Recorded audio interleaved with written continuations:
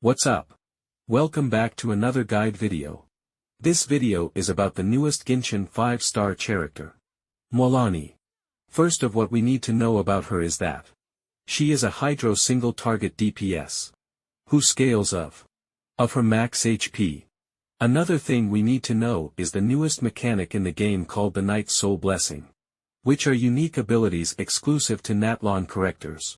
Then without further ado, let's get started.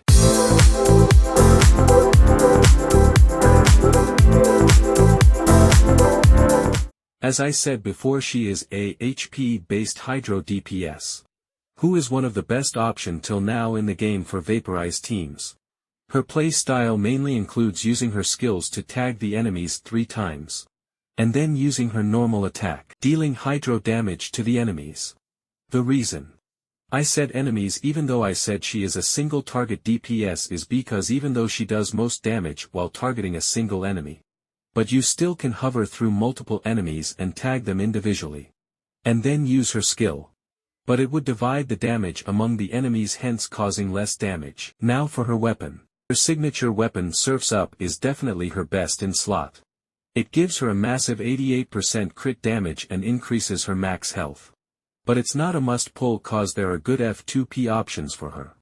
The best F2P weapon for her is the Ring of Yaks, which is a buildable weapon. It gives health percent as its secondary stat, and gives a 0.6% skill damage bonus based on her every 1000 health at R1. Another 4-star option would be the Witsith. Even though she can't utilize one of the 3 bonuses, it could become a temporary solution. For Battle Pass users, you could also use Sacrificial Jade. But Mualani can easily overcap on her crit rate because of her Ascension stats, giving her 24% and her best artifact set bonus, adding another massive 40%. Next is her artifact set. Her best in-slot artifact is the new Obsidian Codex, which is specially made for Natlan characters because it gives a 15% damage bonus while a character is in its Night Soul Blessing state at 2-piece.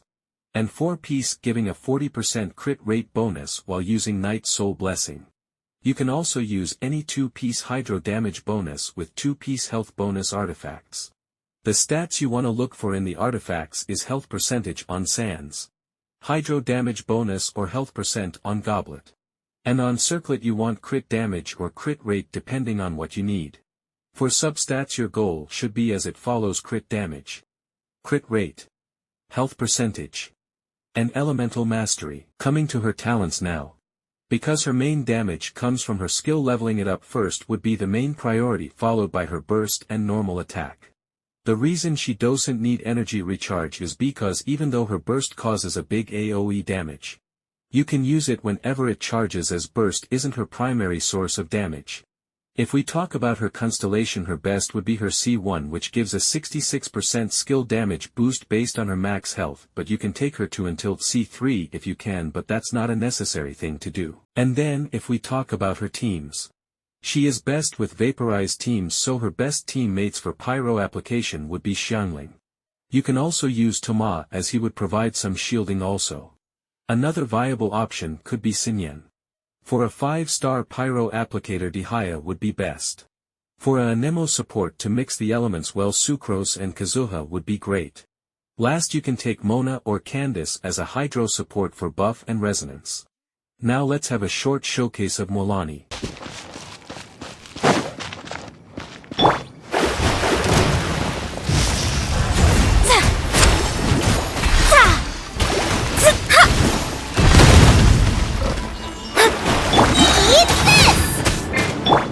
Absorption test.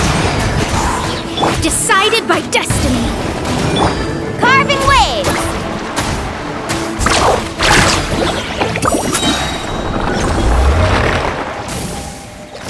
And this is it for today.